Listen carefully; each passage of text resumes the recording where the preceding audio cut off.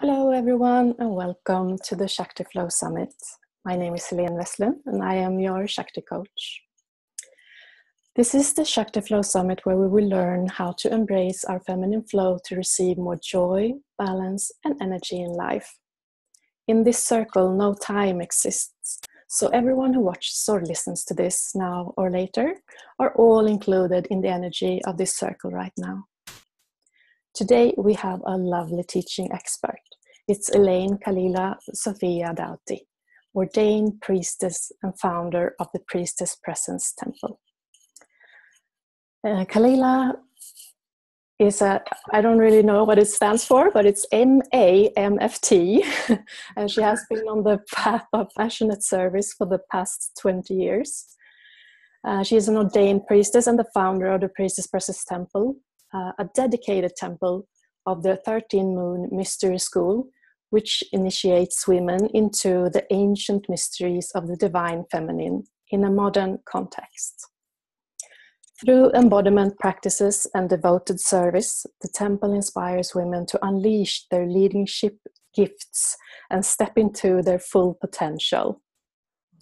Welcome, Kalila. Thank you. Honored to be here. Yes, it's so nice to see your face. It's really nice.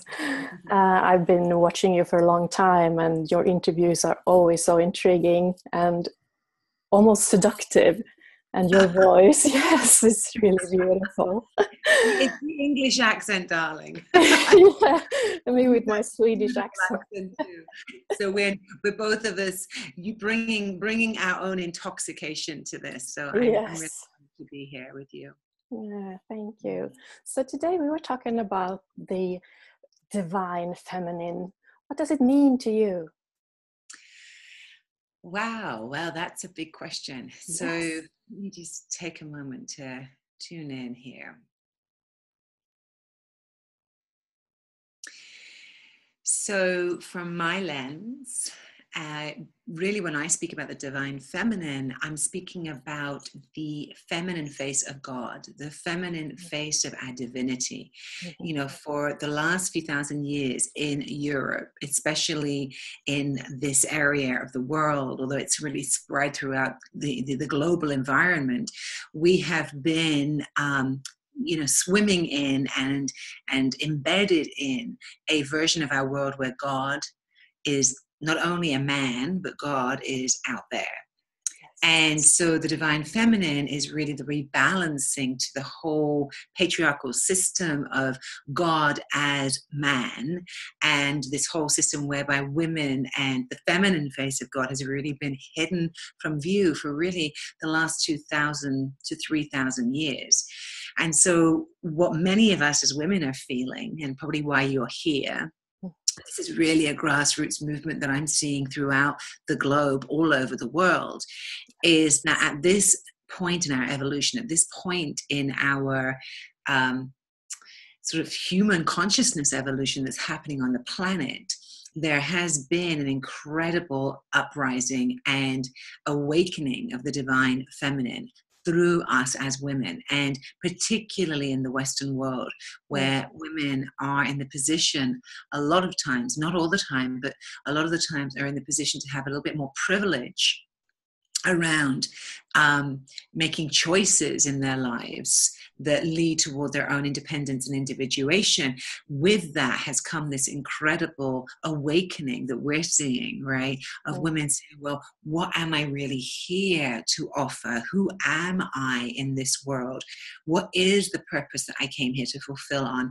And with that, we've been connecting into our ancient ley lines, these ancient memories of our role in cultures of God, of years gone past in ancient times, where we were ceremonial leaders and oracles and seers and medicine women and healers and astrologers and alchemists and all of those roles really that we have been excluded from for thousands of years. You know, you probably all know this, but women were excluded from the medical world, from all of those, investigations and explorations, from the spiritual world. We weren't allowed to be in the churches, from the world of healing, from the world of, science and rational thought and education and higher education, all of that.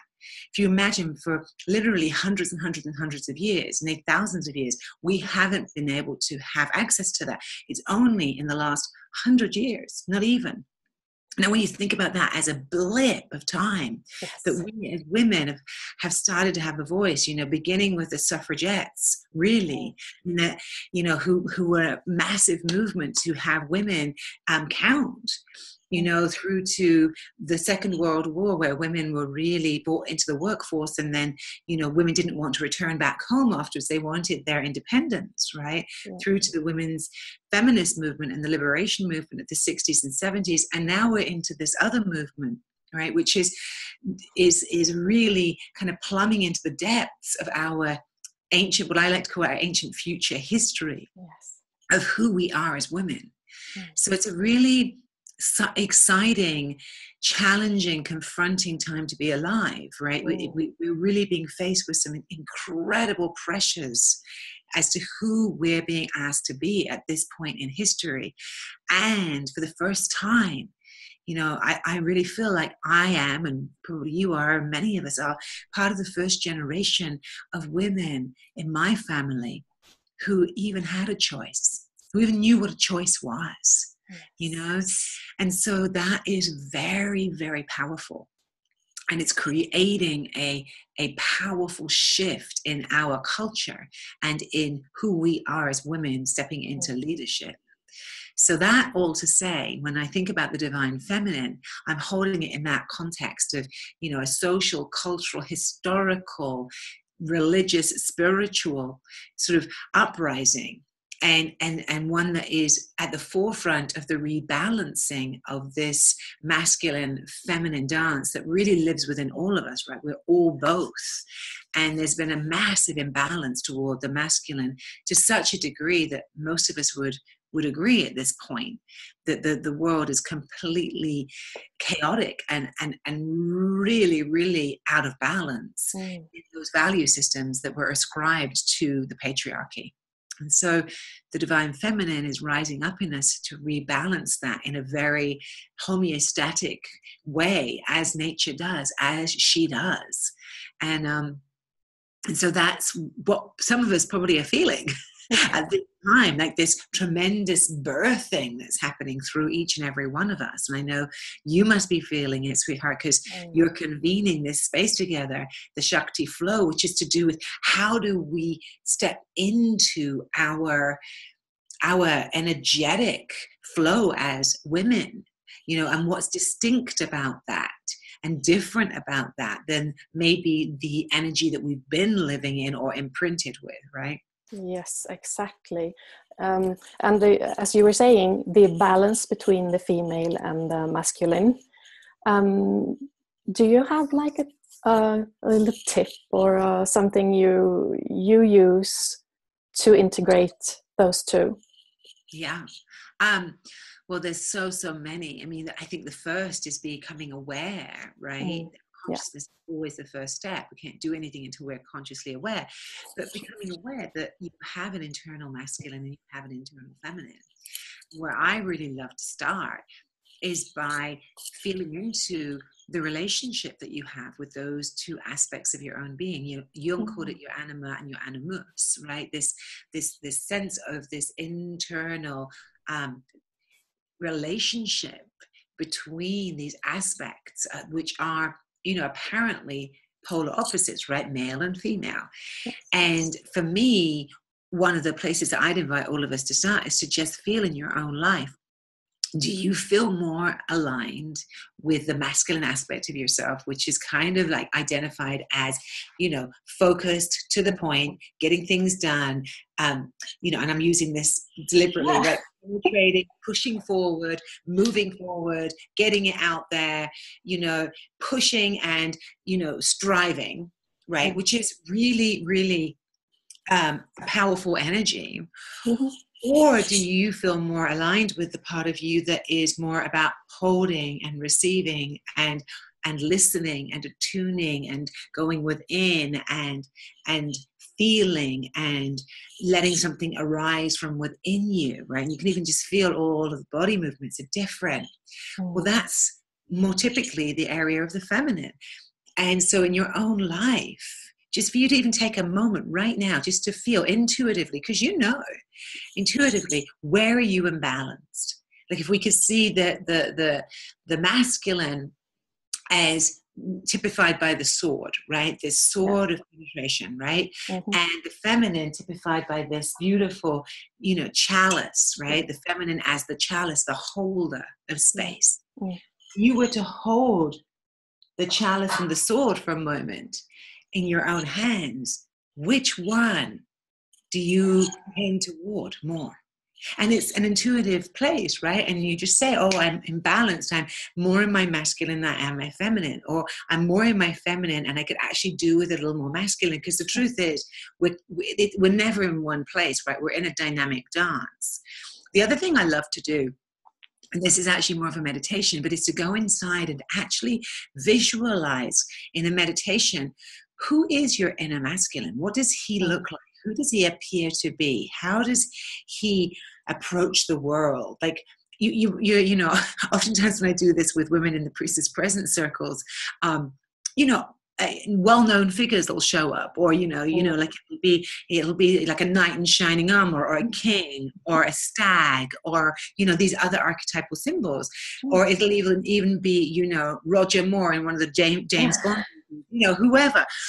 But we'll have typical figures show up which have archetypal resonance, and then you do the same for your feminine, and then you begin to feel, what's the relationship between them? Yes.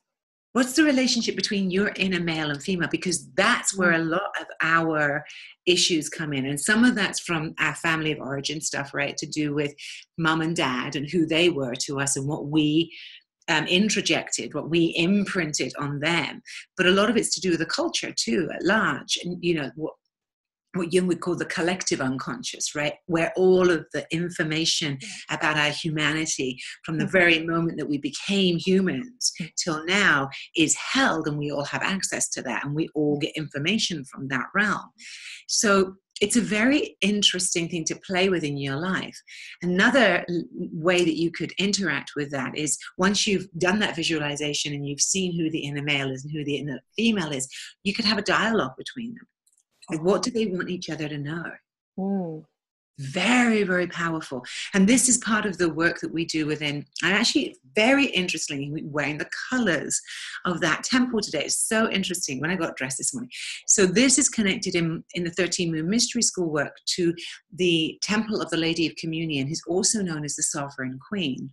And the Sovereign Queen energy is all about this balancing and sacred union between the internal masculine and the internal feminine in essentially a central spiritual marriage that happens within us, which is called the Heros Gamos. It's the coming together of the internal male and female. And her colors in her temple are gold and green, which happens to be what I was wearing this morning, because I must have. So this is a great example of how the divine feminine works, right? I didn't know when I got up this morning. I was like, oh, I feel like wearing green. And at the last moment, I threw on the golden scarf. I had no idea. I knew I was doing an interview with you, but I had no idea that I was going to start talking about the internal masculine and feminine and the sacred marriage, which is held by this archetypal frequency. That is the divine feminine at work. See, we don't know in our minds why. We're following the flow. Aha, there it is, your Shakti flow. We're following the flow of our intuition. It's saying to us, psst, psst, psst, this is what's going to, this is where you're going to go today. Like, let me support you in this beautiful way. Now, when we're in our masculine, analytical, rational mind, when that stuff happens, we negate it, because that's what we've been taught to do, right? Oh, that's just a coincidence, right? That word, coincidence. Well, there's another word that exists within the feminine, and it's synchronicity. Synchronicity is when things arise from the unconscious that are seemingly unrelated, but become resonant communicators with each other from these different positions. And when you start to see synchronicity happening in your life, it's because the divine feminine is beginning to rise up. So this synchronicity is not, mother's like, oh, you need to speak about that today, and here's the support to do it. So I really want you to all get that when we talk about the divine feminine, it's not something out there. She lives within every single one of us. And the rebalancing that we're doing is that for thousands of years, we have not been able to hear her. It's as if she's been living in the underworld because it wasn't safe for most of us to hear her, because we have a long history of women who were medicine women and, healers and seers and oracles and all of that being literally eradicated, yes. Murdered, tortured, killed because of the uprise of patriarchy and the Christian church. Yes. And so that lineage, that remembrance has gone very, very deep within our cellular memory. And for many of us, when we first come across the divine feminine and we start to feel her calling to us, there's a lot of clearing that has to happen of our own fear, because we get fearful because of the history that we stand in. And for many of us, that history was handed down inside our families about how women were treated, about whether women had voices and all of that stuff. So I want to say all of that to say that this rebalancing of the masculine and the feminine is probably one of the most crucial things that we can be doing individually, which really is for the collective. Every single one of us who's willing to address that imbalance inside of ourselves is doing so for all beings. And that's one of the central tenets of the Priestess Presence path, right? Is that what is done for one is done for all, because ultimately there's only one of us here.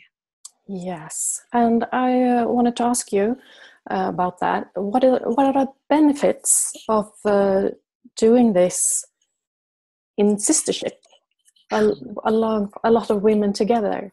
Yeah, well, I really, really believe that it's through the gaze of your sister, it's through her eyes that we remember who we are. Oh. It's really, really hard to see yourself. Yes. In fact, it's very difficult to actually really know what's going on in here without sitting in circle. Because what happens when we come into circle with one another is, well, there's many things that happen. But one of the most profound things that happens of coming into a sister circle with other beings is you begin to receive mirroring and feedback based upon not just your personality, because that's one level of your being, right? But in the deeper mystery school work of being in temple together, we're not looking at the personality. In fact, many, many sisters will never know anything personal about each other. What we are looking and seeing is beyond the personality to the essence of who you are. Who are you beyond your ego personality? Who's really here? And for many of us, that journey to come into contact with that essence being that really is our divinity, that's so much bigger than who we are as a personality. It's like the personality is the vehicle in service to the essence. That's how it's meant to look. For most of us, though, the personality eclipses the essence because we have become disconnected from how to even know who's in here. And so many of us are on that journey of trying to find who is actually in here, to hear, to recognize. And one of the first ways we do that is by receiving accurate mirroring from those who are around us, who are seeing us in our highest expression of who we are and holding us accountable to that.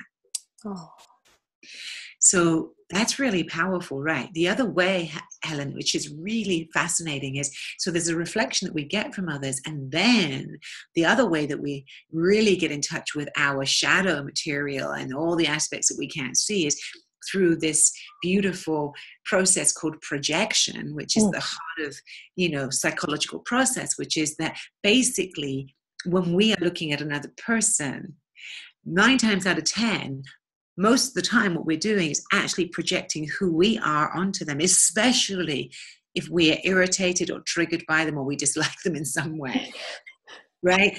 Yeah. What we learn within the mystery school work is that essentially anything that I would project onto you, right, is ultimately an aspect of myself that have not been willing to look at. So if I see you as being selfish or mean-spirited or competitive or somehow too full of yourself, right? These are some of the things that we might project onto each other. The question becomes, so we're doing this, right? We're projecting. This is the mirror. Here, that's you. Well, in this work, and what is so powerful in sisterhood is we take that mirror and we bring it back around and we start to look in the mirror and see, wow, how am I that? How am I that? Because the central tenet in this work is I am all of it. Yes. That's what it really means, is I have the capacity to be all things. This was the central notion in Jung's axioms of understanding our psyche, is that we have the capacity to be all things, light and shadow. The darkest shadow to the brightest light. It lives within us.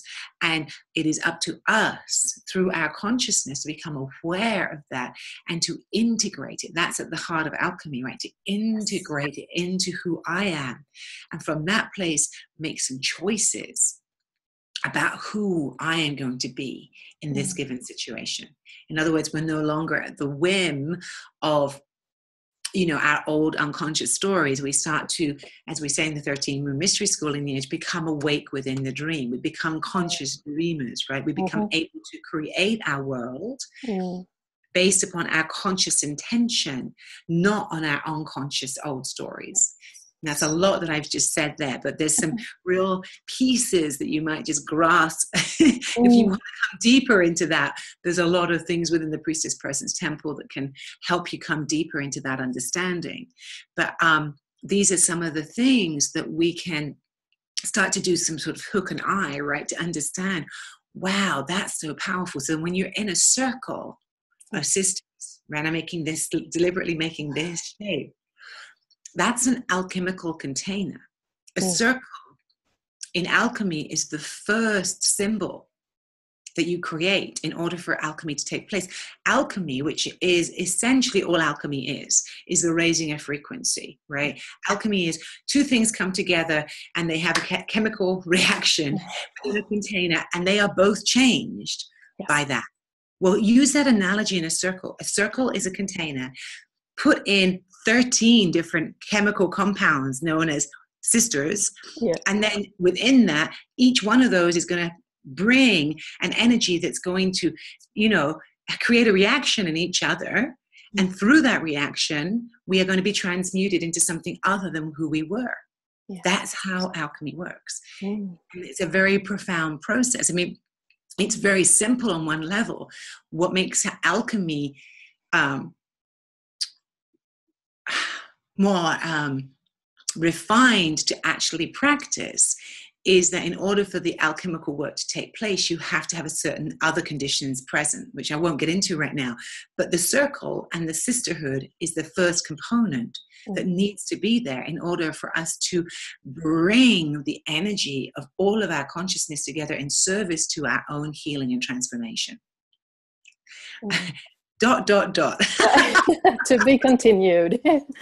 You caught me on a day where I've been deep in my own research into alchemical studies. So I have all of this coming forward because in our upcoming fall program, I'm doing a deeper presentation around alchemy. So I've been immersed. I always get the alchemist when I take your quizzes. So Yes. And you know what I'm talking about. Yes. Right. Yeah. And we all have the capacity to be alchemists, which is essentially to take all the wounded stories that we have in our lives, the darkness, the places where we've been lost and shut away and hurt, right? Yeah. And transform them into the gold of our consciousness. Yes. That's what it means. And we are alchemical by nature. Yes. And that's so powerful, right? Yeah. Can you shortly just mention, or if you feel you have the time, describe a little about the 13 goddesses you work with, the archetypes? Yeah, totally. So in the 13 Moon Mystery School lineage, as you said, there are 13 different faces of the goddess. And each one of them, I want you to imagine, is like you are going through a doorway into an incredible temple and a rich cornucopia of incredible opportunities to come closer into the essence of who you are. They're like, each one is a gateway, and each one asks you to enter into a specific frequency. And right now, if you can see behind me, I'm sitting in the Goddess of Love frequency. There's pink. Aphrodite is here. There's pink roses.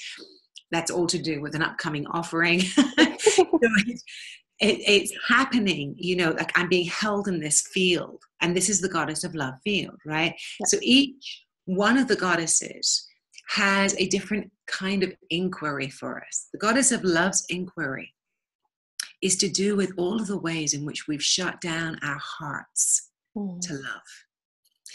It's really feeling into how we shield ourselves from giving and receiving love. How we have been scared of intimacy in our lives, how we yearn for it and how we avoid it, and how we get stuck into patterns of relationship, both with ourselves and with others, where we feel disconnected from our truth and unable to express ourselves. And I know that many of you, as I'm talking, will recognize this, right? Goddess of Love is also to do with feeling in competition and comparison with our sisters.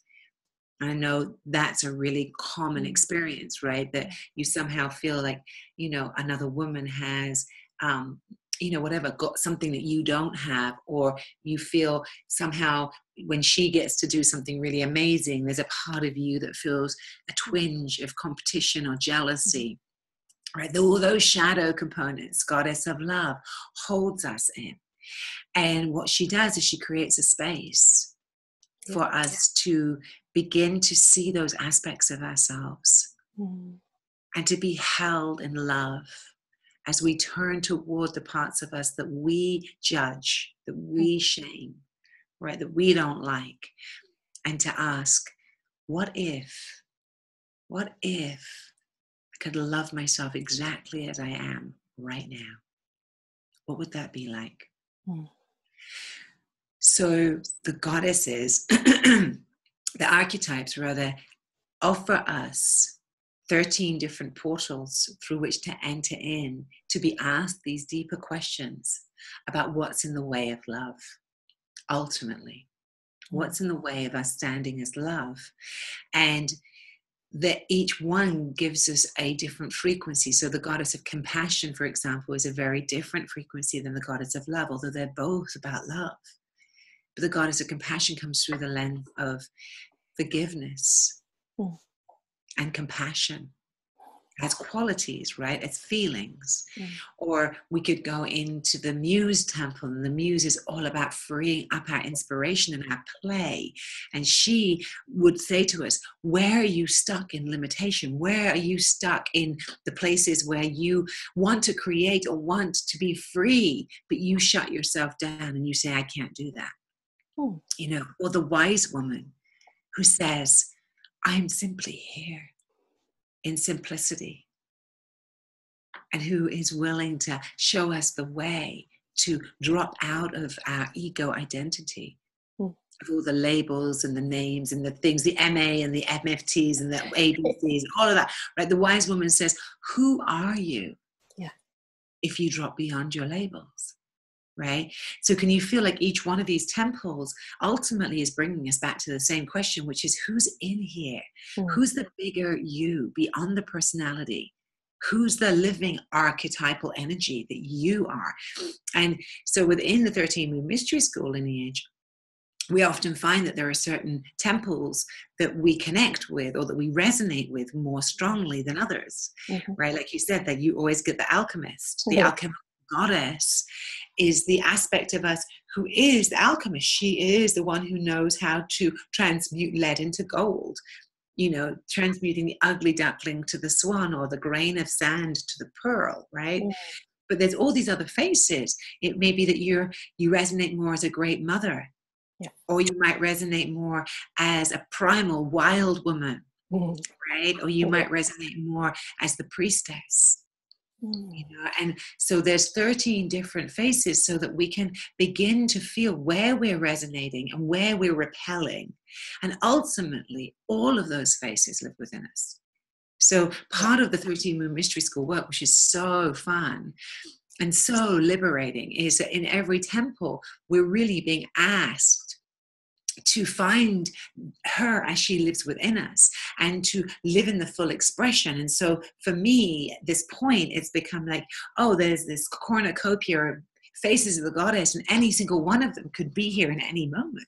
Yes. You know, because that's what's real, is that we are constantly changing. Shakti never stays still. The nature of Shakti is it's your life force energy. She, as the Hindu goddess, right, is the life force energy that creates. She's constantly moving and shape-shifting and changing and offering and responding and being, she's animated, right? She is the Shakti fire that's the creation of all things. Yes. And so the degree to which we can be freed up in these different faces of the goddess is the degree to which we can become at peace, at ease with the totality of who we are, and bring that to the world in service to our mission, to our purpose. Yes. At the heart of the 13 Moon Mystery School, it's an alchemical journey to refine, to heal the shadow within us, and to bring us more into alignment with the essence of who we are, so that we can actually marry our humanity and our divinity. It's another sacred union. There's the male and the female, and then there's the divine and the human, right? So we can bring them into contact, and we can actually have a relationship whereby our humanity is married with the divinity and is a vessel for the divinity to come through. And that's what it really means to walk the path as a priestess, is that process, that alchemical commitment as a vow to continue refining your own being, who you are, your presence in service to the world. Oh, thank you. That was beautiful. I think you have a free gift for us as well.